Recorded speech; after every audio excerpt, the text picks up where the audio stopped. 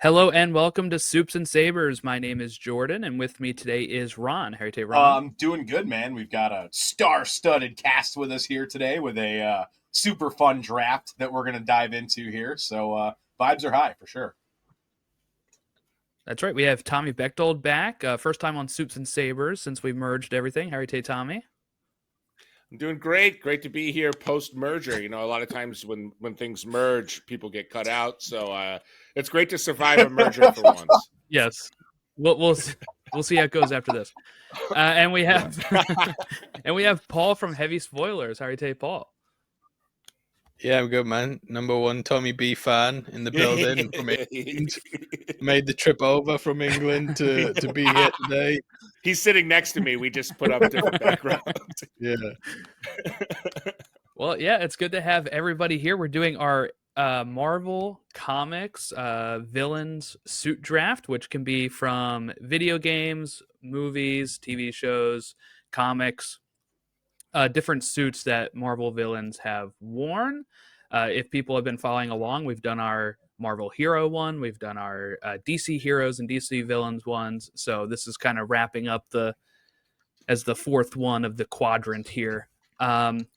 Okay, Ron, did you want to advise everybody who has which order for the listeners? I would, and thankfully enough, we are already in the correct order here. I'll be kicking it off for the first time in what feels like 20 years.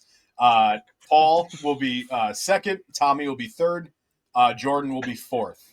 Also, what we're doing for this one is the same thing we did with our DC Villains draft with Whitney.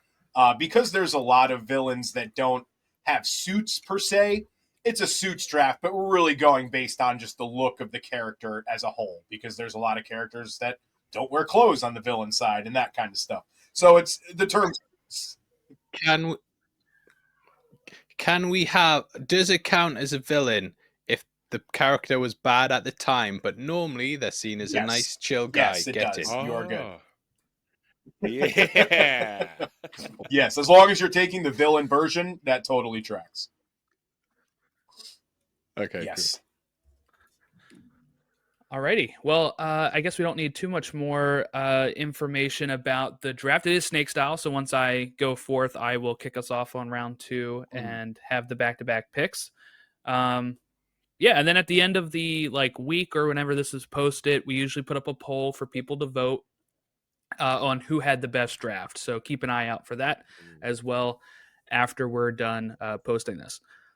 Okay, Ron, the floor is yours. Yeah, we'll kick it right off here. Number one pick, a lot of pressure. So when I was thinking about who I was going to take with the one pick, I figured the best way to go would be take somebody that I don't think there's going to be any variants taken up. There's a lot of these villains that have like 2 to 3 really good suits. But when you think of this character, there's basically one style you think of. I'm taking Venom.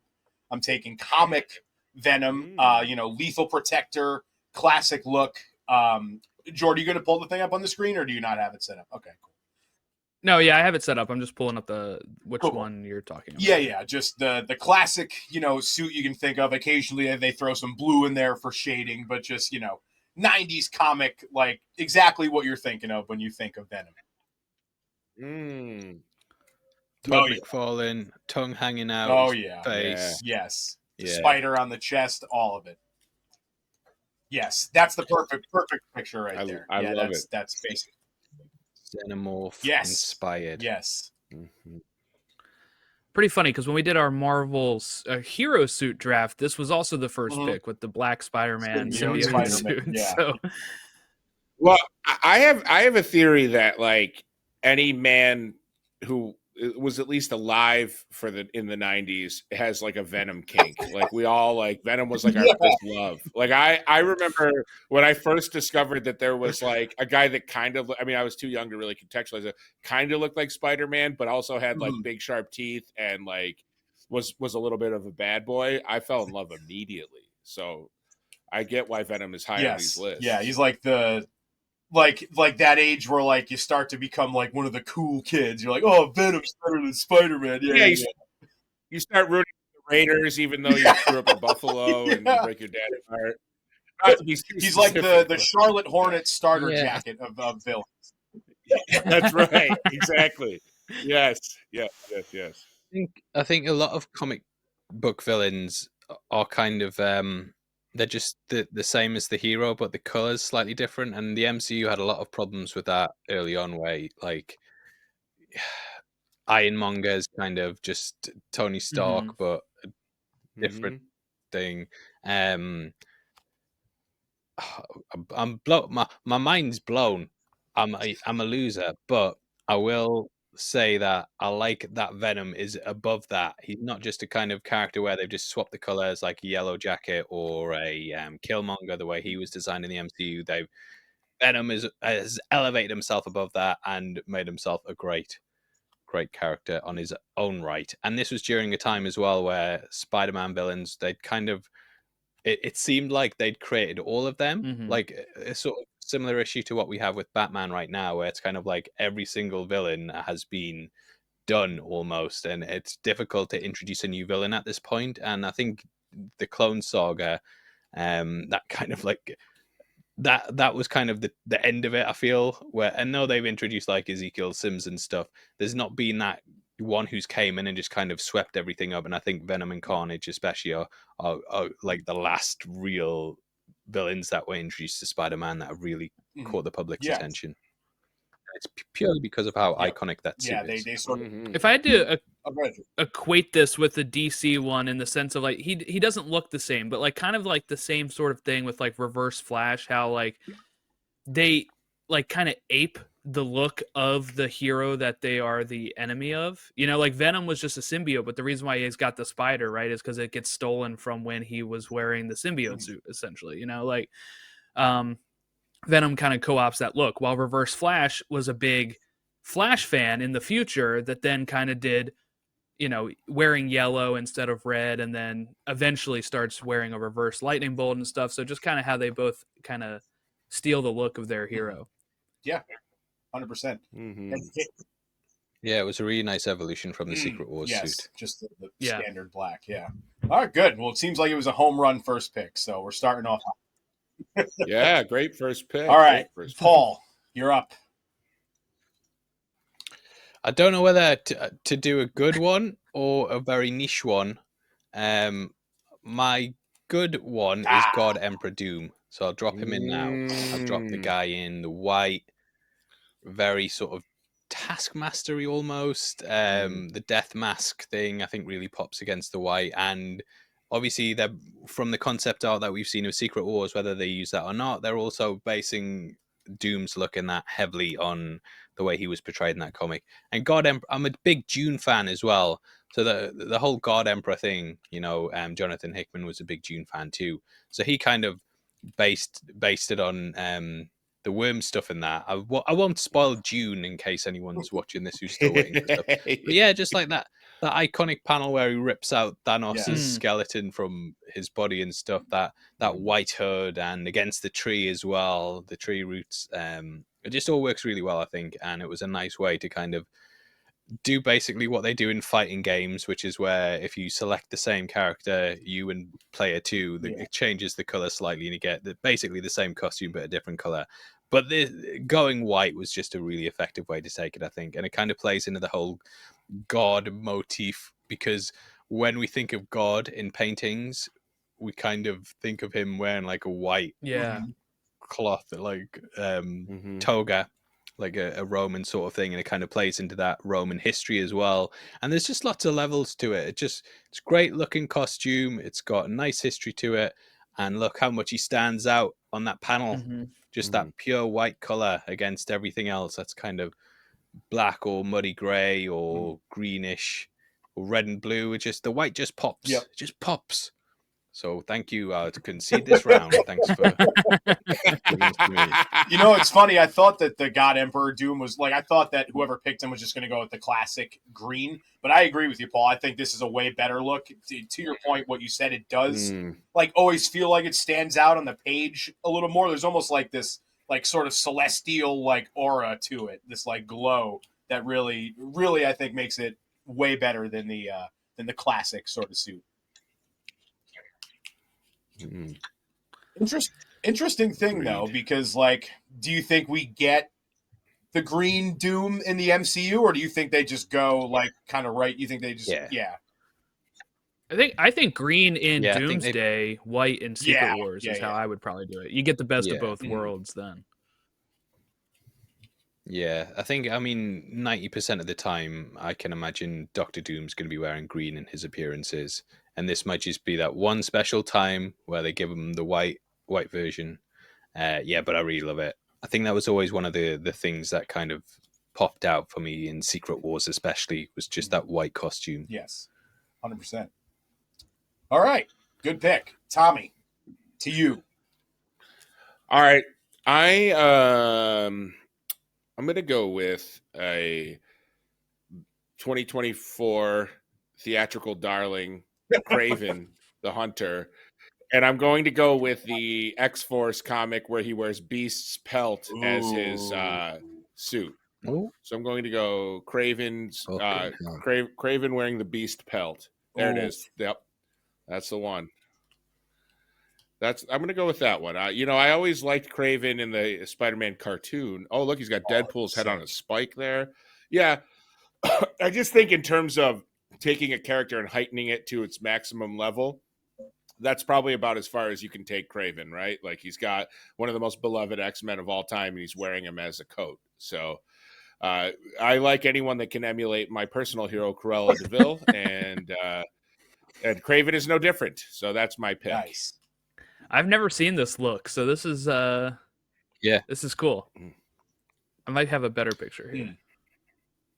Getting outshone on actual comic knowledge. So- Fuck. Well, I was just going to come in with Secret Wars and try and wing the whole thing. Don't worry. That was my top pick. It goes way downhill from here. So, Oh, okay. So that's from Iron Man, Yeah, Batman. Judgment Day. yeah. That's recent. That's like just a couple years ago. yeah, that's Oh, a fairly new. Okay, new nice. count. That's a good. Yeah, I'll admit I was unaware of that look too, but that is sick. Yeah, I have Judgment Day. I bought it. I can see it now, but I've never read it. It's just one of those ones that I'm like, I'll post a photo of it on social media. If anyone ever calls me up and is like, "Hey, Paul, you don't read comics, you haven't read Judgment Day," I can hold it up and show it and be like, "Well, why would I own it?" But that's kind of one going on my list of like, when I retire and I have more Yes. time, that's what I'll read. I'll play nothing but video games and read comics. After a life of service to the industry, Yeah. you'll then just turn to reading them. Yeah. Not me, man. I'm going straight for those like Richard Scarry Little Town busy people books. I gotta revert back. I'm never reading a comic book again when this is all over. Yeah. I read Judgment Day, but like mostly the main issues. Didn't read the side stuff. It was a fine event, kind of underwhelming. That's how I'd put it. Yeah, it does seem a little like, oh, let's just put our three big teams together and like kind of see what happens, sort of thing. So I'll admit that's why I missed it too. But this suit is definitely a gem within that for sure. And I might have to go check it out now. I'm also now picturing Paul just sitting there in retirement, like Thanos in the field, just like reading this fucking comic. This sucks. Why did I I wait waited so- my whole career to read this. All right, Jordan, to you. All right. So all of my options are still there. Ooh, so interesting. I have some options. I think I'm gonna go with the one that I could see going first. Maybe I'm gonna go Mysterio from Far From Home. Fudger. Which is pretty close to accurate comic look of Mysterio as it is. So, I know a lot of people are down on this movie. I still really enjoy it, especially the Mysterio sequence. I'm a big fan of. So, and I like Jake Gyllenhaal portrayal. But yeah, I just really love the suit. It looks more like, not straight up from the comics. It does have some other things, as people would say, it's been MCU-ified, I guess. But I just really think this looks really realistic on how Mysterio would look if he was really out there.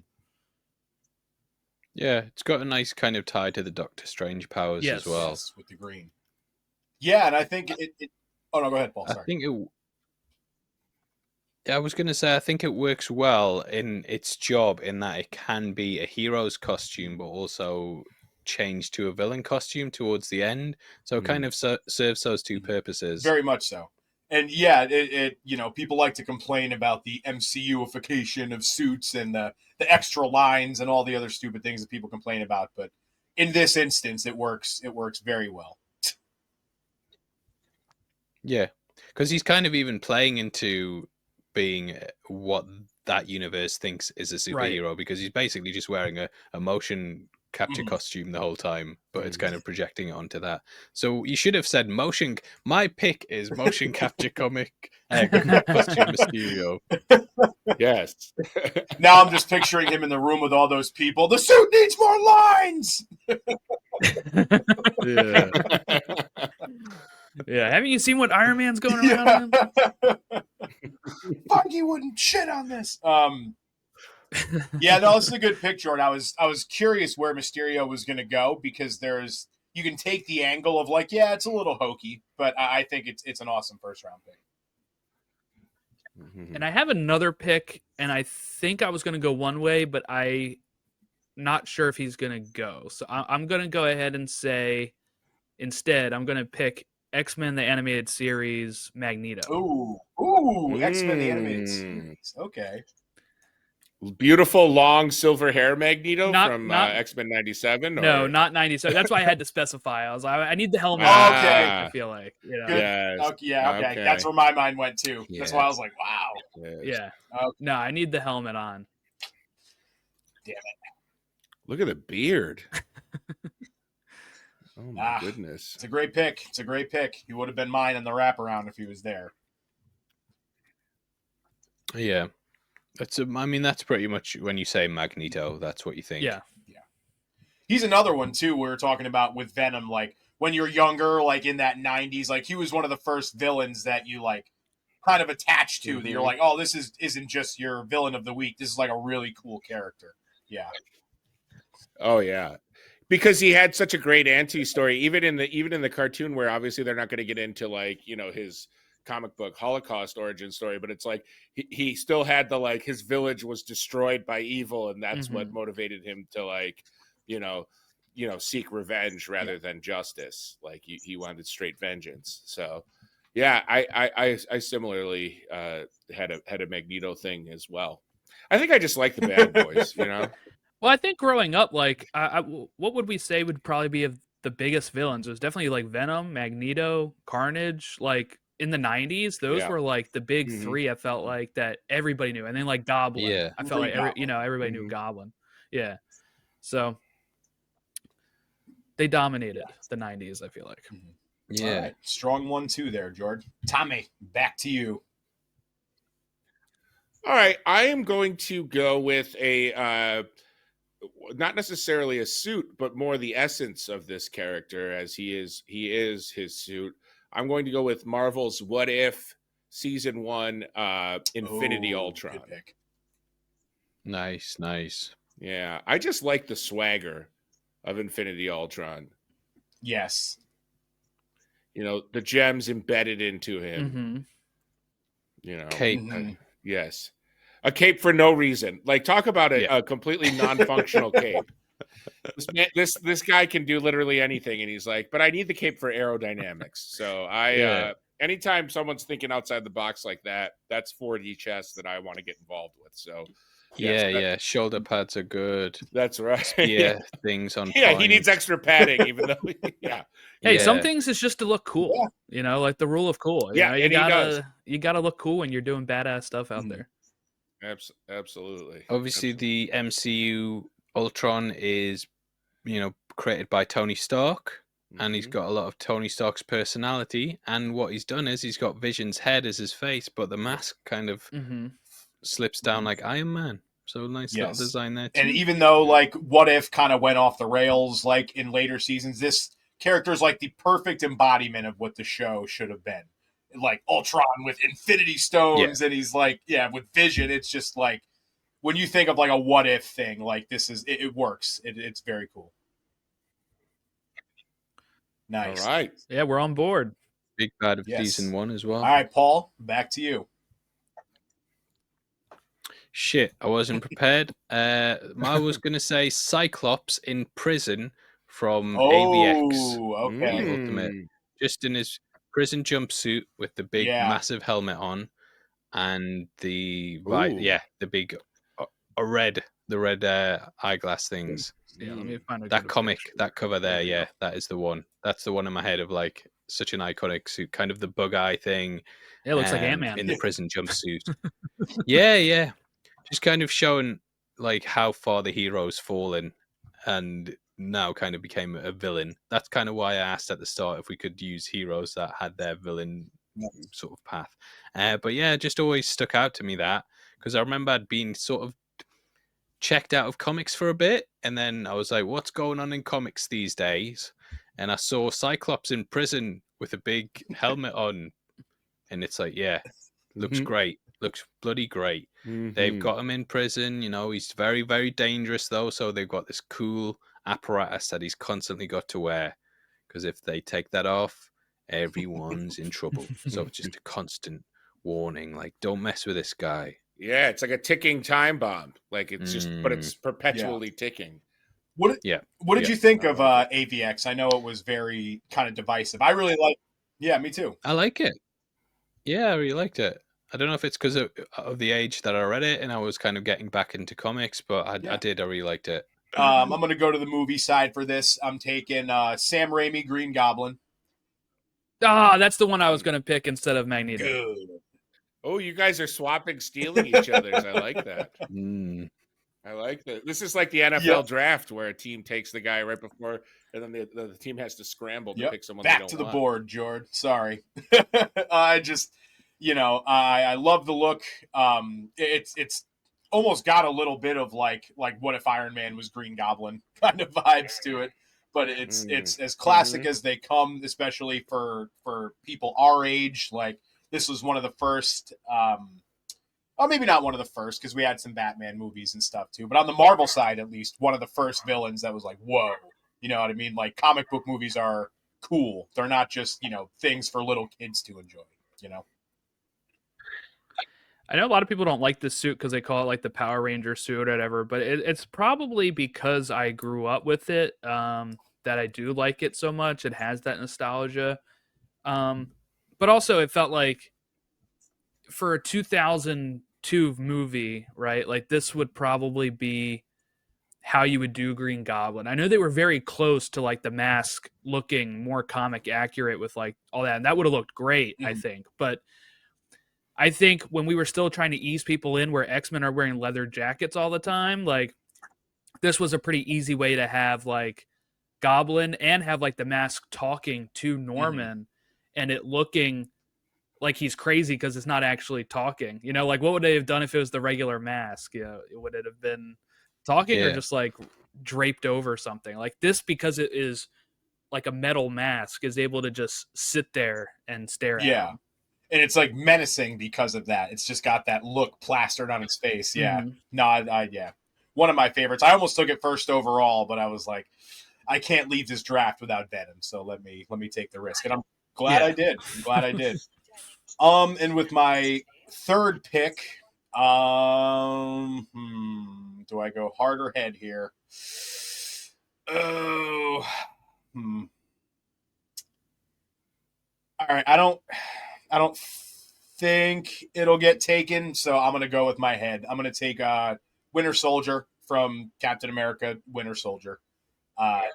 Just love the mask and the metal arm and the makeup on the eyes, just so menacing. And another one that's like cool superhero villain, not like hokey, kind of some of the stuff where, like maybe on the DC side, some of the more, hokey stuff we saw over there with like the Schumacher movies and things like that. It's like, no, there's no mistake. And this guy's a badass through and through.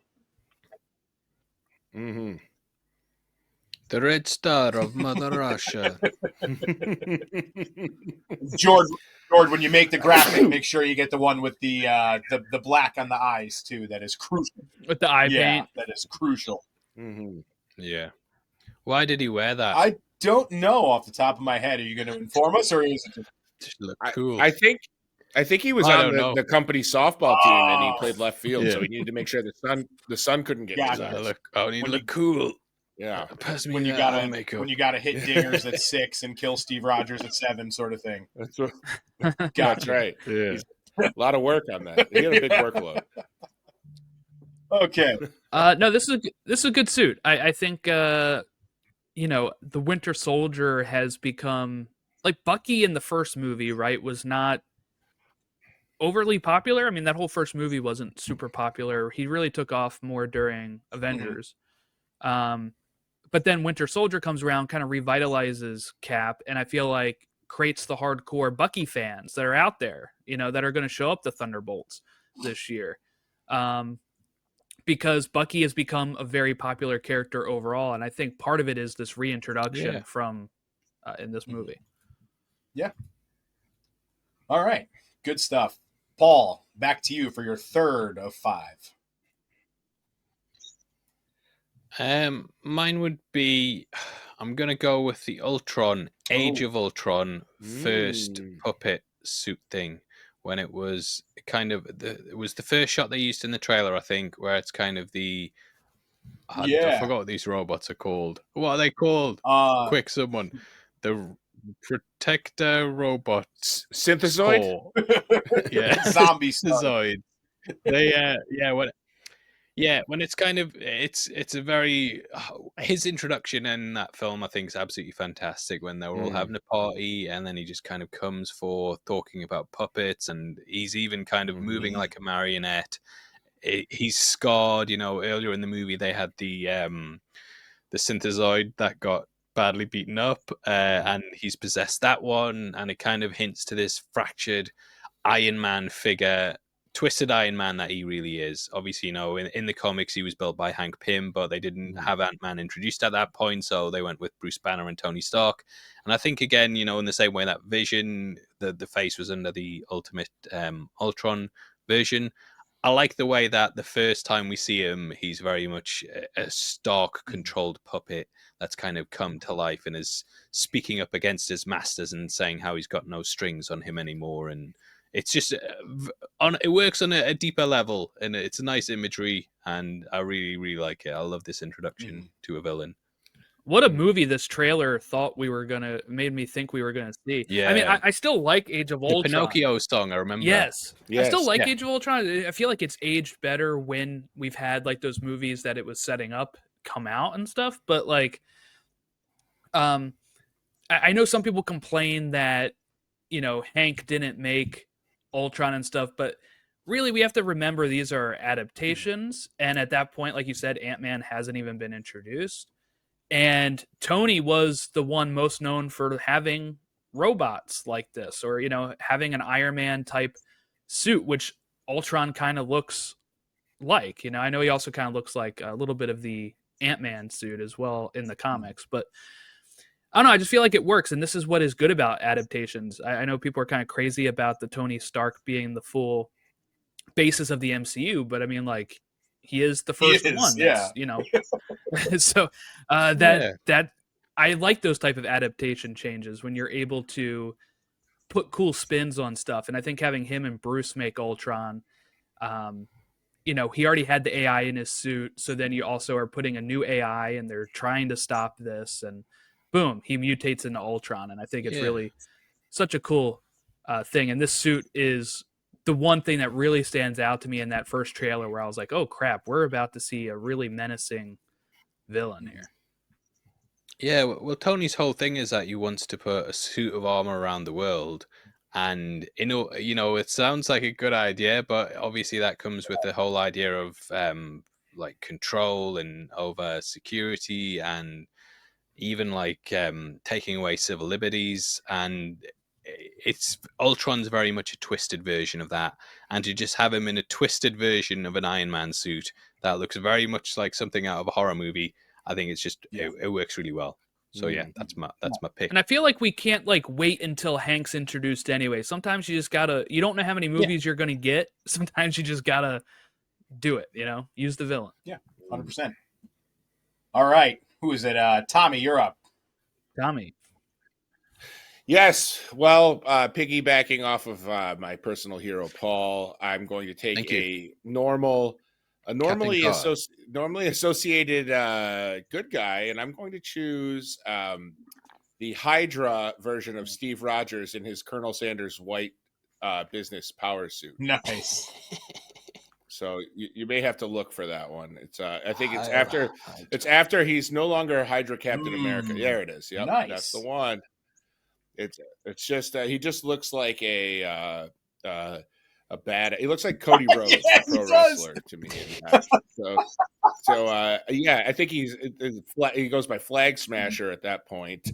So I just taking the iconic Steve Rogers and flipping it completely on its inverse is like maybe not the most like we've seen people break bad. Again, not to go pro wrestling, but it's like his heel turn. And just something about Captain America, doing everything the wrong way is again appealing to me. So that's why I came up with that one, boys. That is Nice. hilarious comp. Good. He does look just like Cody. Yeah. The American Nightmare. I like Yeah. a 3-piece suit. Yeah, me too. Something about a vest, the vest really makes the man. It's like a male Emma Frost. Yes. Yeah. Whenever there's a scene in a movie where the guy takes his jacket off and he's just still got his like nice tailored shirt and vest on and he's about to fight, you just know that guy's gonna be good at fighting. Yeah. So Did they explain why they chose all white as the costume? Because it might be a similar thing to what they did with God Emperor Doom. I was gonna say maybe It's because kind of Hydra's racist, That- so it was. that too. Yeah. But I was genuinely wondering if it was like Hitler had his view of like the Aryan Superman, and kind of Steve Rogers represented that because he was a blonde-haired, blue-eyed super soldier. So I don't know if there's a tie to that somewhere with it being all white, and then that's kind of that whole idea of being like a fascist ruler kind of also tied into Doctor Doom potentially. We might be discovering and unearthing new things here. Yeah. Hey, we're mining for adamantium and new things. Yeah. So I never. It's even more indestructible than racism is indestructible. In America right now, racism is the hot thing. I mean, it actually has been for 300 years, but especially It's back in. It's back in vogue. Yeah. Racism is back, baby. No. I've never read this arc. Did we ever find out like why? Like, what was the purpose of this? Like, was it an alternate Cap that took over for a bit? While yes, it was a Cap. It's an alternate universe that's created with the Cosmic Cube, and then Cap is recruited basically as a child by Madame Hydra, and she just indoctrinates him into the Hydra mentality. And for a while, he pretends to be Steve Rogers, all-American boy in the Captain America suit. That's where I think it was like, what was it, like 5-10 years ago? We get the panel where he leans in and whispers "Hail Hydra" to someone, and it's like, oh my God! I just remember seeing that be? everywhere on Twitter, and people were like, "They ruined Cap," and I was like, "I've never even read this. I don't know why everybody's freaking out." But well, I think it's important whenever a character changes that we don't look back at 100 years of comics and the fact that there are alternate versions of characters and only take them as one singular character and overreact immediately. I think that is the key to taking in comics, is an immediate overreaction followed by a declaration that you'll never read it. Well, how else am I supposed to get my clicks, Tommy? If I'm not, that's true. overreacting. That's true. You can find all these takes at Tommy Takes, my new podcast. Clear eyes, clear hearts. It's on Rumble.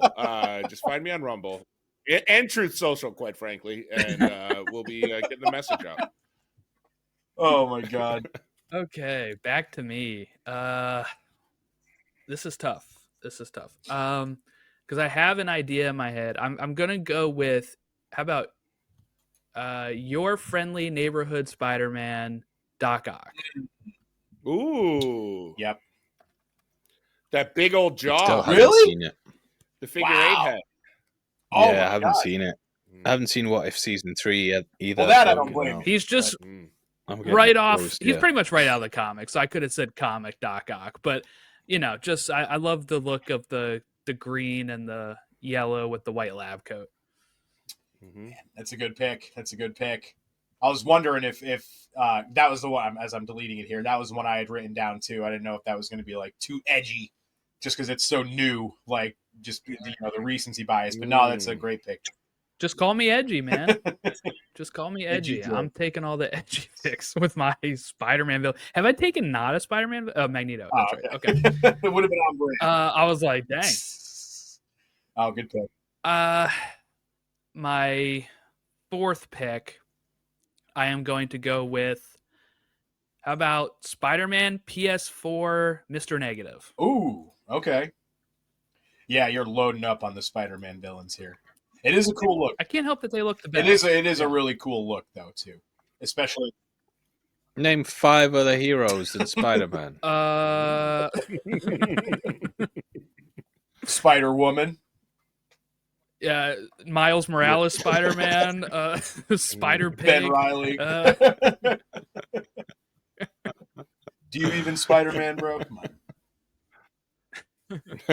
Let me pull it up, I guess. Yeah. I forgot to pull it up. Yeah, I mean, I wasn't a big, I didn't really know Mr. Negative that much before the game because I feel like he was a really newer villain at the time. So this is kind of like my definitive Martin Lee, and also just like my overall, I keep saying this, my definitive Spider-Man interpretation is the Insomniac Spider-Man. I really like Yuri Lowenthal's performance, and I think just the way that they've changed some of the characters in that, or how he's been active for 8 years and he's interacted with most of these villains, for me, it's the best interpretation. So, and I think he's probably the most different, the most iconic villain in that, because he wasn't really well known outside of comics, right? He wasn't featured in a lot of stuff before the game. He was the one, maybe even if not the most iconic, the one that was cemented the most. The one that was made the most iconic from the game itself. Yeah, no, it's a good pick. I love his sword too. That thing is sick. Yeah, they're a pain in the ass to fight when you have all his men coming out. Yeah, I hate them. Yeah. Keep jumping over. You've got to change button other than pressing square constantly. It's like, oh, I'm gonna press circle now. I'm trying to get the platinum in the remaster of it, and it's taking down these warehouses and all that is so exhausting to my thumb and the joints in my hand, because I'm just mashing square and then triangle. Yeah. And wipe out a warehouse, and I'm like, you know what? I think that's it for the night, and I'll come back to this another night. Let's revisit. Good Put stuff. a pin in this. Why it's taking me years to finish the game on platinum. Yeah. Back to Tommy. All right. Well, as a friend to all animals and humans, most humans, humans are animals, some would say. That's true. That's true. Some are party animals. I will. This guy?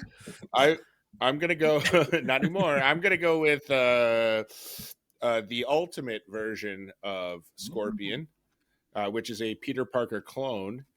And I do like to note that this Scorpion, who is mostly animalistic in nature, he kind of has the suit is kind of his being, is listed as single on Marvel Fandom, so he is eligible. So yeah, I'm gonna go with the Peter Parker clone Scorpion. This is from the original Ultimate Universe for people that are I believe so. reading the newer one. Huh. This is another one I've never seen before, but that's sick.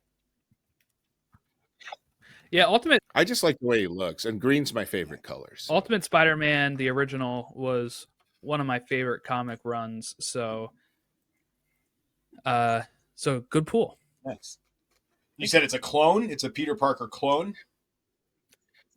Yes, it's a Peter Parker clone created by the government, as they always do. Those governments, they just love cloning. I can't wait to meet mine. Yeah. Yeah. Mine's gonna suck. I just know they're gonna ruin mine.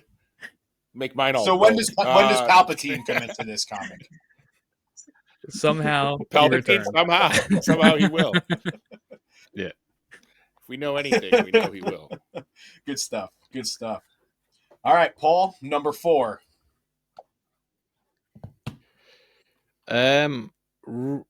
Not fully a villain from his point of view, but World War Hulk, Gladiator, the Gladiator suit from that. I was going to say Planet Hulk, but technically, he is a good guy there. But then World War Hulk, he's just coming back and everyone's fighting him and he's kind of a baddie. So I love this suit. I think it revitalized the Hulk in comics for a bit and gave him a totally brand new direction. And I was thinking, how do I get this in this list on a technicality? So yeah, when he comes back to Earth as World War Hulk, and he's just ready to smash stuff up. Nice. Hulk smash. And they used it in Ragnarok as well. It looks great in that too. Yeah, I was just going to say. Yes. Yep. Remember when they dropped the Ragnarok trailer and it was like, wow, he's got the helmet on and shit. Nice. So yeah, get that in there. Gladiator Hulk, basically. That is a good way to sneak a Hulk in there too. Yeah. Everyone's a villain from someone's point of view. True. All right. And great that you said that, because with my next pick, I'm taking Spider-Man. No. JJJ hates him. He's a villain. Yeah, J. Jonah Jameson hates him. That's right. No, this has worked out great for me, though. Both of the picks that I wanted have gotten back to me. So I got my last two. With my first one, I'm going Dark Phoenix. Might not be the best on the board, but I'm a massive Jean. I'm a massive Jean Grey fan. Are we going no Sansa version here? Don't you do this to me. Fucking hell. I'm talking comic. Yeah, just the Phoenix suit. This is a variant. Only red. Yeah. It's not a lot to it, but I really like the color combination, obviously, with the Phoenix specifically. It's a great combo. And just looks dope as hell. Like, you know, what more do you got to say? Like I said, I don't know if it's... Why is she fighting Darkseid there? There's like a panel there where she's fighting Darkseid. Is there? Where? What that is. Scroll down. Scroll down. Scroll down. Scroll down. Keep scrolling. There was. Oh, yeah. I see it. Yeah, what the hell? Yeah, there. I don't know. Where is it? Top row. Right, yeah. What the? Is. Yeah, what the hell? Oh, no, it's who summoned Dark Phoenix. Darkseid did. Oh. Yeah, but Darkseid. I don't know. I know. DC I'm wondering villain. if this is like a one of their crossovers. The 90s was hot for crossovers. Yeah. They were friends back then. Yeah. And then they all unfollowed them on Twitter. Oh. All right, so that's my fourth. Yours was Dark Phoenix. And with my last pick, now I'm going back and forth if I want to do this. I'm gonna do it. Even though I already have Venom, give me Carnage too. You know, amazing Spider-Man, classic, no frills, just the classic Carnage. Is he just Venom, kind of red? Nice. Maybe, but I think he's distinct enough and looks sick enough that. Well, he's a different character, so I think it is fair. Yeah. No, I love Carnage. I was between him and I'll just say it, Mr. Sinister, but I think that Carnage is just a little cooler, so I'm gonna go with Carnage. My last one. Good pick, because Mr. Sinister overrated. Ooh, you think? Yeah, I'm here for the hot takes. He's overrated. You wrong, Colonel Sanders. Mama right.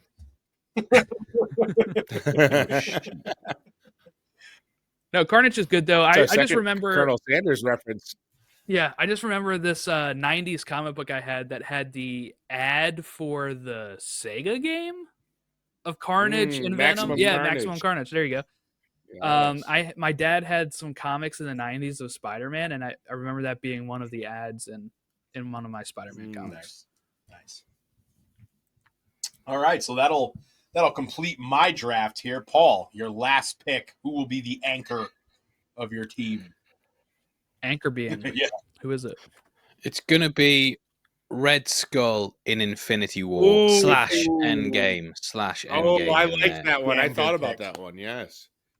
Yeah, I think just the way we thought the character was gone completely after the end. You know, it'd been a couple of years since he'd been in the MCU. We didn't really know what had happened. You know, there was a big mystery where he got sucked up into the Tesseract and was like, where the hell is he gone? But we'll probably never find out. And then I remember just being blown away by this when they showed up, and this was who they came across. And he's kind of looking like the Grim Reaper, but he's got that iconic red. You know, the Grim Reaper.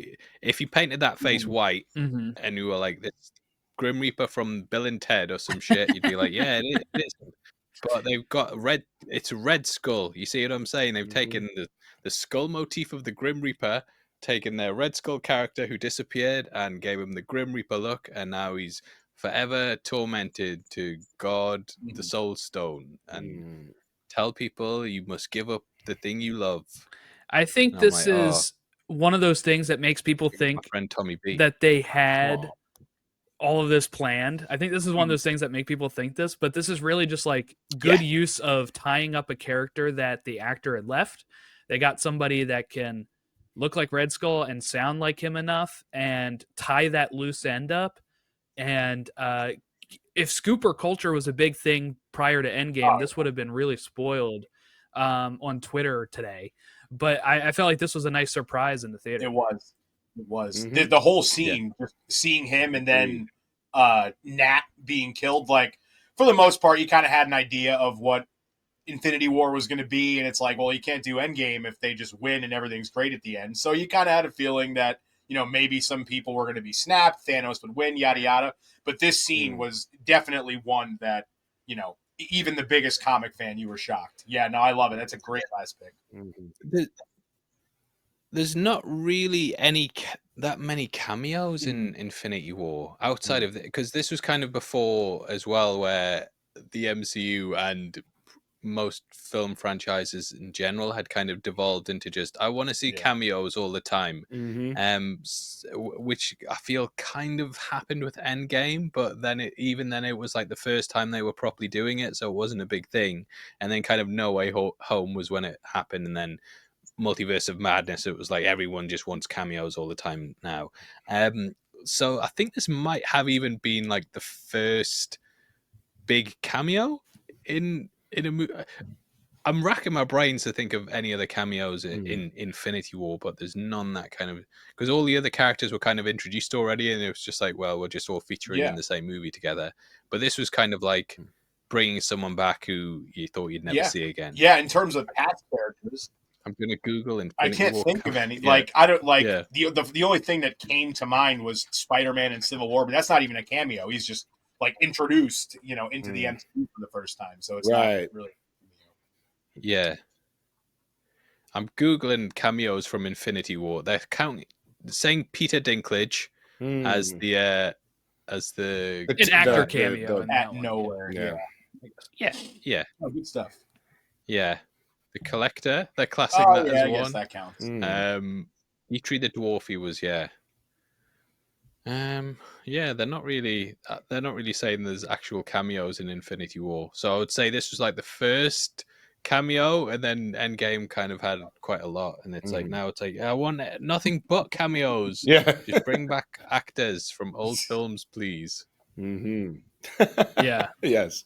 Or the rumors of what a cool way to show 'em. that never materialize. Yeah.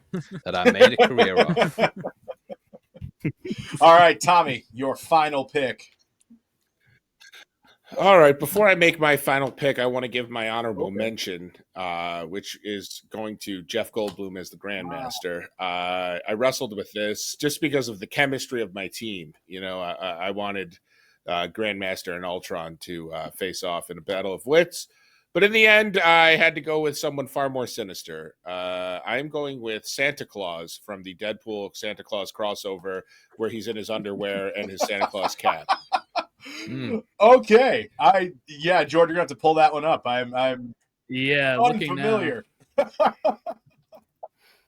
He is a decidedly anti-child Santa Claus. There he is, up in the right corner there. Oh, okay.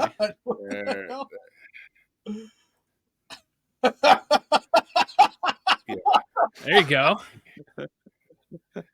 Yeah, he's still got his belt. He's got to keep that massive bulge from being exposed.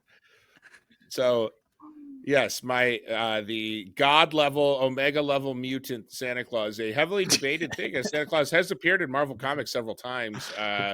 You know, I think he once teleported She-Hulk to Australia.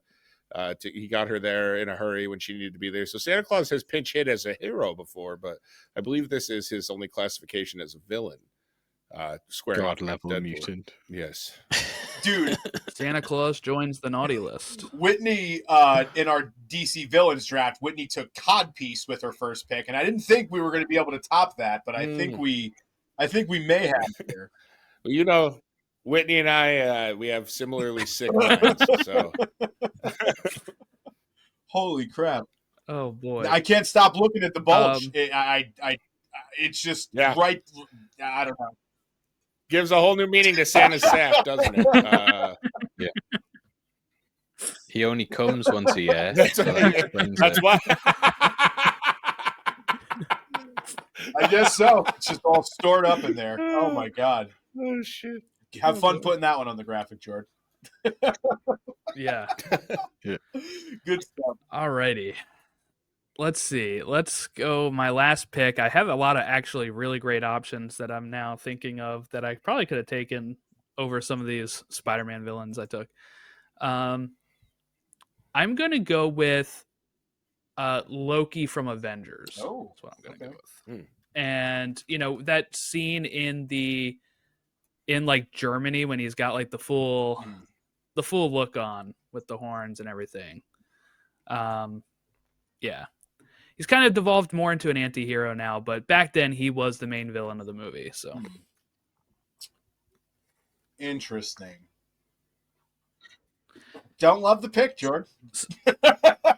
I think you left a lot. One of the most iconic villains of Marvel. He is Loki. He is, so. And I will say, I also think it's better than a lot of the comic looks that they took what's normally a very hokey suit, and the MCU-ification of it. No, not hokey, Loki. Yeah, no. But they made it much cooler and feel much more modern in the movie. I just think there's so many on the board here that have been left. Yeah, some other ones I thought of. Thanos from the comics. We also have Galactus, right? Yeah. Which is a very iconic look that was left on the board. Any other honorable mentions? Yeah, I've got a ton. I would say Loki, God of Stories. I quite like that one. Where he gets like the slippers and the black stone. Oh, I forgot what that's called, where they kind of stick bits of clay together and have the gold in it, and it's got that crown. It's kind of him just sitting on the throne holding everything together. I really like that. Yeah, look. That's sick. Yeah, I had a ton. Mr. Sinister, Null from the comic, Gore the God Butcher, Jason Aaron, but also even Love and Thunder's version looked cool, just wasn't really used very well. Hela from Ragnarok, the Maker, Onslaught, High Evolutionary from Guardians 3, Emma Frost, House of X, Bastion from X-Men 97, Annihilus, and I also had Fassbender's Days of Future Past Magneto suit. I really like that, sort of the darker, like maroon color. I like that a lot. Yeah, I can get with that. I can get with all those. Those are all the ones that people are going to be leaving comments for. Like, how did you not take the Maker? Yeah. I think we have. You took Santa Claus, but not the Maker. That's the comments right. we're going to get. Santa Claus is the Maker, the toy maker. So it's true. It's all about perspective. Good stuff. But yeah, no, Tommy, I agree. I think that it's, even if people complain about like, how did you not do this? How did you not do that? It's going to be tough to poke holes in any of the picks that we did take. Even Santa Claus. Even Santa Claus. Oh, good stuff. All right, Jordan. Do you want to kind of read off our teams and we'll get out of here? Yeah. Ron. This is Team Ron here. Venom from the comic. Sam Raimi, Green Goblin. Winter Soldier from Captain America the Winter Soldier. Dark Phoenix from the comics. Carnage, comic look. So pretty stacked team there. Probably wins the draft. We have Paul, God Emperor Doom. Cyclops from Prison, AVX. Ultron, puppet form from Age of Ultron. World War Hulk. And Red Skull from Infinity War and Endgame. Tommy's team is Kraven the Hunter, X-Force, wearing the Beast Belt. Infinity Ultron from What If. Hydra Captain America, wearing his Colonel Sanders suit. We got Scorpion from Ultimate Spider-Man, the original. and then Santa Claus from Santa Claus facing off against Deadpool, underwear form. So I'm gonna have to write that down so I remember which one to put up there. Thank you for doing Yeah, that. no problem. And my team: Mysterio from Far From Home, Magneto from X-Men the Animated Series, Doc Ock from Your Friendly Neighborhood Spider-Man, Mr. Negative from Spider-Man PS4, and Loki from the Avengers. Nice. All right, boys. Well, I hate to do it to you, but I think, I got this one locked up pretty well.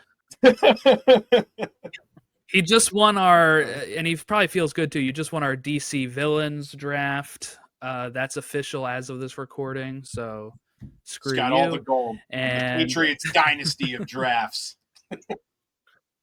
You know what? We'll let the public decide because I think I've cooked up a pretty special team here. So I'm not as confident as you guys in Ron. I think the people will speak.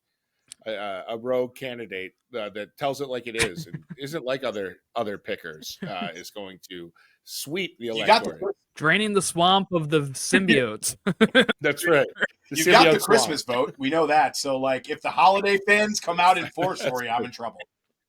And we're only about 300 days from Christmas. Yeah, I'll put the poll up around Christmas. Very timely. Yeah. That'll help you out. Yes. Oh, good stuff. All right. Well done, fellas. Well, you can follow our show at Soups and Sabers on all of our social medias. Paul, where can people find your work on social media? Well, at Heavy Spoilers and everything. I've kept it nice and streamlined. That's the best way to go about it, and one of the best things about the Yeah. Yeah. Just Heavy Spoilers everywhere. On X, is it now? Yeah. I don't know. We call it Twitter. I'm on Blue Sky, Threads. I tweet left-wing stuff on Blue Sky if you want to support me, and right-wing stuff on Twitter.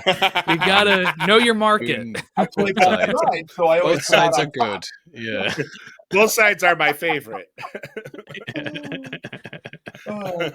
Tommy, where can people follow you?